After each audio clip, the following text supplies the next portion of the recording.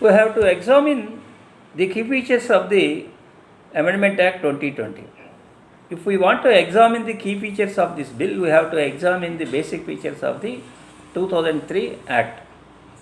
2003 Act enables the governments to establish regulatory commissions at a national level as well as state levels.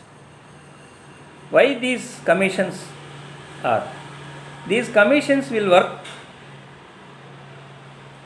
on tariff policy. That means these commissions will fix the tariff basing on some guidelines and also resolve disputes among the various organs of the electricity.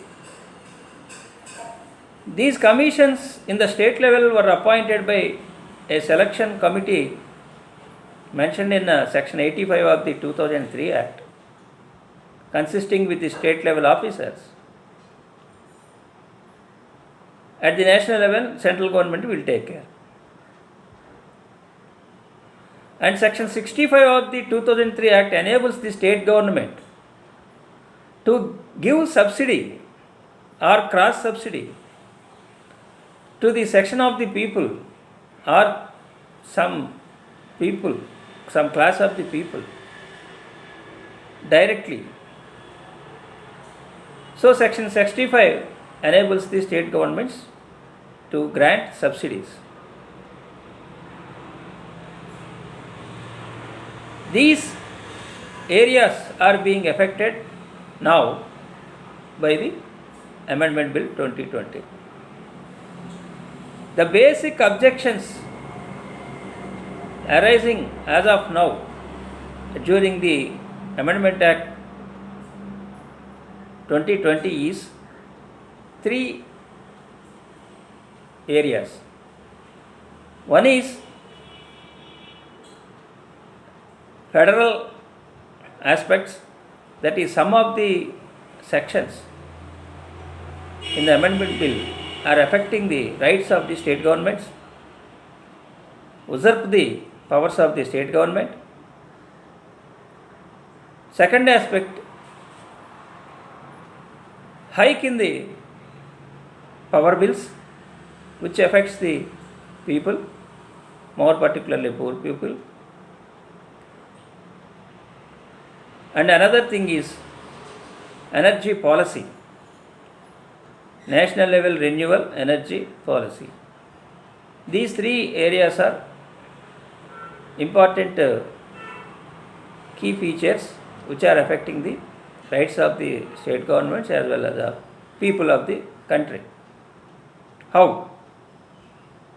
If we examine the Amendment Bill 2020, they are introducing section 3A, namely National Renewable Energy Policy, through which they are prescribing minimum percentage of renewable energy to be purchased by the state government as a mandatory. So this affects the rights of the state government. According to this section, state government have to purchase hydroelectricity from the central government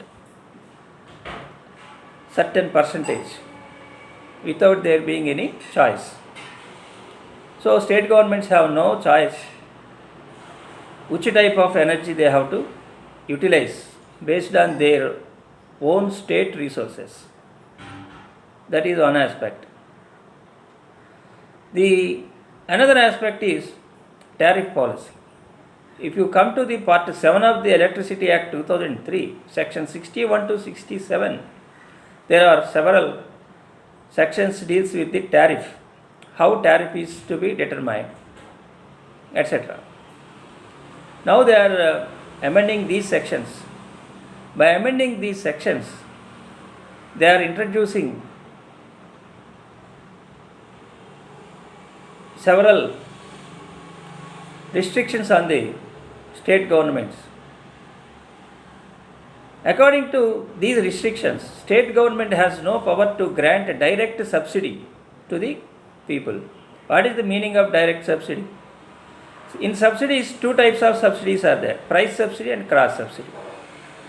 Price subsidy means if state government intends to grant free of power to a section of the people basing on their conditions of social and economic, it is called price subsidy, just like free power to the agricultural farmers.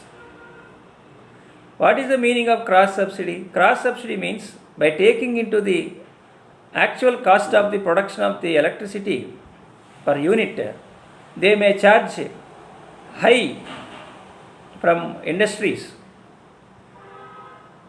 and taking that high charges from the industries, they may give concession or subsidy to the lower sections of the people.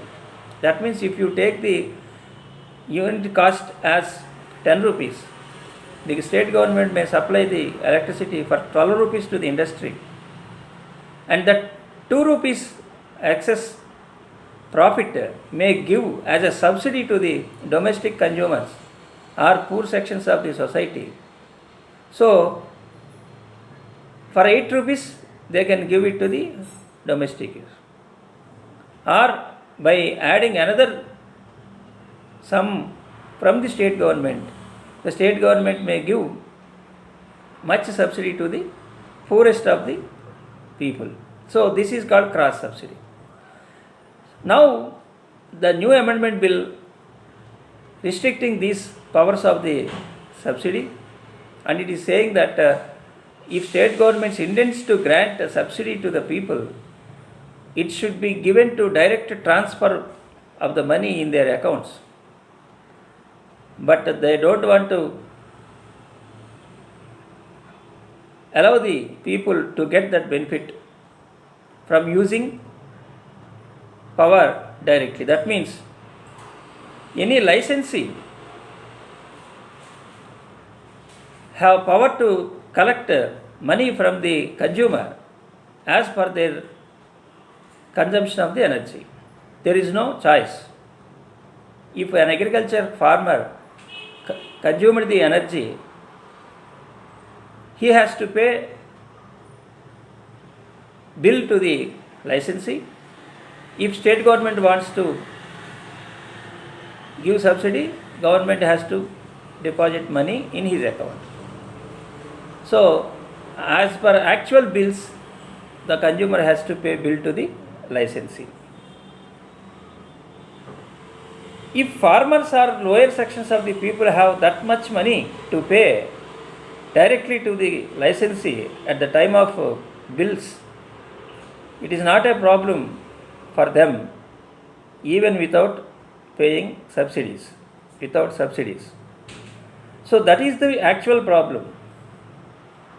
In all times, the consumer or farmers are not having money to pay their power bills. That's why the governments are granting subsidies. So this is the basic issue. And there should not be any slabs, there should not be any other methods for granting subsidies if this amendment bill come into existence. The entire object of the amendment bill 2020 is to use the electricity for commercial purposes and to get profit from this source of energy. That is the indication they are giving, contrary to the observations of the Supreme Court in earlier judgments. As electricity is a fundamental basic right, we should not look into the electricity as a source of commerce only. It may be a source of one of the source of commerce, but it should not treat that unless profit gives, the energy should not be supplied. The electricity should not be supplied. So this is the basic issue, one aspect. The other aspect is state rights are being affected. All commissions like state regulatory commissions, central regulatory commissions and other agencies are appointed by the central government only. They want to establish only one selection committee for all the commissions or authorities. So that the amendment bill proposing to omitting the section 85 of the Act 2003, which is a selection bill of the state governments, selection committee of the state government. So it is one of the right is being affected by the state governments. The other aspect is they are introducing one special chapter and section 109A. Through this they want to establish electricity contracts enforcing authority at the national level with the appointment by the central government only to resolve the dispute between the organs of the government, organs of the electricity, by taking the powers from the state electricity regulation commissions. Not only state, from regulatory commissions. That means the regulatory commissions will limited only for the purpose of tariff decision fixing. The all other powers are taking from the commissions, entrusting to this authority. So that at Delhi national level only this authority works. Of course, there is a chance for benches, but basically it works from Delhi. So this is one of the other aspect. Like this, the state government's rights, the federal spirit, federal principles are being affected. Why these amendments are necessary? If we see the statement and objects of the Electricity Amendment Bill, we could not find any necessity to introduce this amendment except for commercial purposes. It is not saying any difficulties from functioning of the Act 2003. It is only saying that energy should be viable for commercial aspects. Actual cost should be reflected. That means a pure good, commercial good. They want to make energy as a pure commercial good rather than social and economic aspects. They want to introduce distribution sublicency by adding section 17A of the original Act 2003 and intending to allot this distribution sublicencies to the private industry. So private persons will come into picture. They will collect the electricity bills from the consumers directly, maybe by using any force because they are private entities. By basing on the practical experience by private entities which are prevailing in the present society, we can understand that they can use any force also. So that there may be a chance of violation of fundamental rights. So like this, for benefiting the private sectors, people, and make the commercial element as this electricity, the amendment bill is aiming these objects and being introduced. So like this electricity amendment bill affects the people through the increase of the power bills, which may affect the poorest of sections of the people like SC, STs and remote areas, tribal people and common man,